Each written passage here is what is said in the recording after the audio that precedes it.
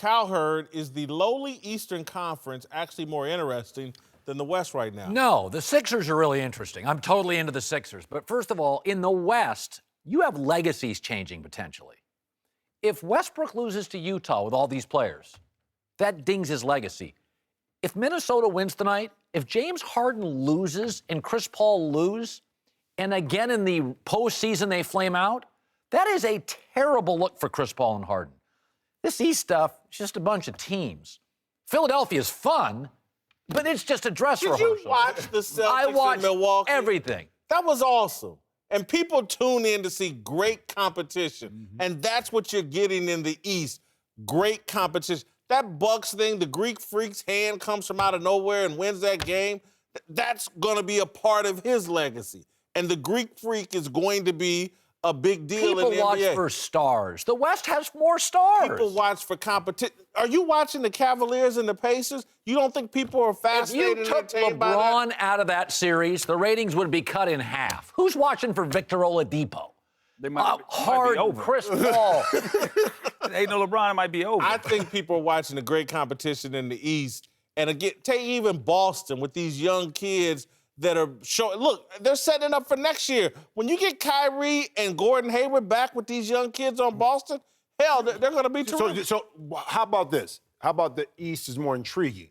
No. Yes, it is, because you got Boston, you figure out, okay, you don't have the two best players, but yet and still, from a coaching and the way they play, they're in these games and have an opportunity to win against this Milwaukee team who's much more talented from that perspective. You got this Philadelphia team with Embiid and Simmons, maybe the next great duo, what we see. Indiana, how in the heck are they doing this along with Victor Oladipo against LeBron James? You got intrigue enough that traps you into these games, and plus they're close enough that keeps you tuned in. It's much more meat to it, I think, than what's going on in the Western Conference. It's like college basketball this year, a lot of parity in the Eastern Conference, and that's what people are liking. That's what people are drawn to, the fact that Toronto was the number one seed, right? But then you look at them and say, do I trust them? Yeah. Boston, they lost their stars. I don't know. The Greek Freak, he's interesting, but are they ready? Has Philly arrived? We know that the Cavs are going to be there at the end. That's what everybody thinks. So when you look at it, intriguing is a perfect word for it, because the parity is kind of like the tournament. You want to see somebody come out that's... No, college basketball has been dying for years. It doesn't have any stars. Not the NCAA But the tournament. NCAA tournament is live. And again, John Wall right now is trying to reset the narrative on him. And again, Bradley Beal has a great game, but gets a bogus 6 foul. Everything that's going on in the East, I can remember and recall off the top of my head, all the way down to the jump ball that they stole from the Pacers. The stuff in the West. What intrigues you in the West? What series intrigues you? If Russell Westbrook loses want to see him lose. Yeah, that's all it is. Okay, I'm gonna give you that. I'm gonna give you that one. Okay, what's the other one?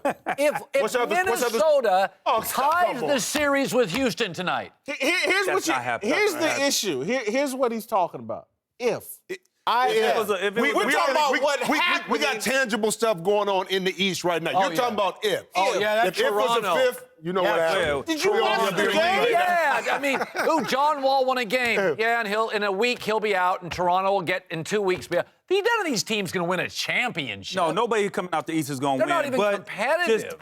The games are more competitive. There is no clear cut in the East. We see that. We thought it was Cleveland. They're not, but it is clear cut in the West. Who's going to come out there, and that's probably going to be the team that wins it. I mean, again, I watch sports for the moments. And I watch them for stars. The things that make me remember. And again, just even go to that Pacer-Cavaliers game last night, the way they did Lance Stevenson at the end of the game, that was a reputation call. It irritates me. It's going to stick with me. It'll be a part of the narrative when I talk about the Pacers and LeBron James. But that's part of it, though. When you build a reputation, that's part of it. If you continually do something all the time the same way, and the one time you don't do it, you don't get the benefit of the doubt. When you go to a steakhouse, you know that. And I said to you, how was dinner? If the steak's bad, the dinner's bad. I don't care about the baked potato and the broccolini. You got it twisted, brother. You got it twisted. You get that baked potato at Mastro's. I don't even care what kind of steak they serve with that. Depending on how many drinks you had, too. Whitlock, Cleveland's 1-1 in their matching suits. You like it? Do I like it? Seriously, Colin, I love it. I love it, and I beg for this to be in the show, and I beg for it to be up high in the show because I really think things like this matter. I really think for LeBron James and all the discussion that's gone on the entire season about where is he going to go, is this his last year in Cleveland, this is one of the first signs to me that LeBron is going to go out on his sword, that he's going to go out fighting. And again, I know it seems silly, but I think he's into trying to max out what he can do with this team. And I think the suits are an example of it. This is the kind of thing, again, sometimes I'm critical of LeBron. This kind of thing here, really? I love about LeBron James. Really? I love, yes. Hold on, I can't it. believe it. Because we were just debating last week about elevate. Yeah. This is elevation. elevation. This is elevation. And it's the little things right here. It reminded me back when I was in high school, we was going to the city championship. We was tucked out in tuxedos, all white. But I think it brings a sense of unity, and that's why guys like to play with 1-1. The black made sense. But I couldn't wait for this to happen because of that elevation This conversation. Is elevation. I love this, Colin. I really do. Well, is Quentin Tarantino the new coach? What is happening here? Listen, I generally think this stuff is hokey, but in the NBA, it's always been a league that has fashion. Yeah. A couple years ago, the Houston Texans wore Letterman's jackets. I thought it looked so Bush League. This, to me, kind of signifies we're all together. Yeah, Remember, this is a star-driven league. Right now, we're all the same. So the imagery to here is, this is business. Yeah. We came to do business, and we're all unified. It's not LeBron. By the way, they all look, same suit, basically. So I kind of buy it. I don't know if it wins a game, but I like the imagery.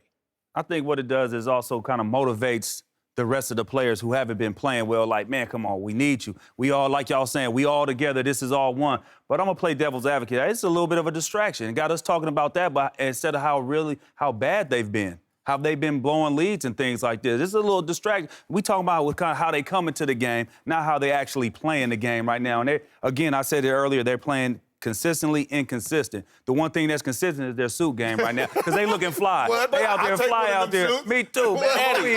Eddie, here's where I disagree with you, though. I think some of the things you're talking about, I think is much harder to fix on the fly. This team was put together with, 25 games to go in the regular season. And so the things you're talking about on the court, harder to fix. The belief and the suits, to me, are a message from LeBron that, hey, guys, I'm in this with you. All the way to the bitter end. Yeah. Look at he itching on I think he took a page out of Deion Sanders. Look good, feel good, play good. That's what he's doing right now. I would agree. And again, this isn't, I don't like it when teams put on their army fatigues and we going to war, blah, blah, blah. I don't buy that. When you get suited and booted, that's about business. And again, LeBron, I think, probably spent a little change. And all these guys got money. That was pocket money. But all they got pocket money. But He again, found that in the cushion of the couch. it's an investment in your teammates. And to me, I'm just saying, It's I the love mental this. part, too, though. Yeah, You think about this, though. This Cleveland team is going to be who they're going to be. Whether they get through this series or not. It's going to be the same issues that's going to plague them in the next round, whatever it is. The inconsistency. Kyle Korver, 0 points when they lose. 15 points when they win. Kevin Love, foul trouble in and out. Jordan Clarkson, up and down. Is Tristan playing or not? These things are going to plague and follow this team no matter who they play. But the one consistent thing that's there is employee number 23. That kind of resolves a lot of this. Can he carry the load the longer these series goes on? That's the question in regards to that amount of energy being spent. I got to give Kyle Korver some love, too. I used to be on him saying that he couldn't stay in front of my son, my oldest son. But guess what? He's been the hardest playing defensive player out there. Yeah. He's been getting on the ground, getting loose balls, every 50-50 ball, deflection. Yep. He's been giving up his body, running out, diving out in the stands to try to save possession. So I got to give him some credit on that.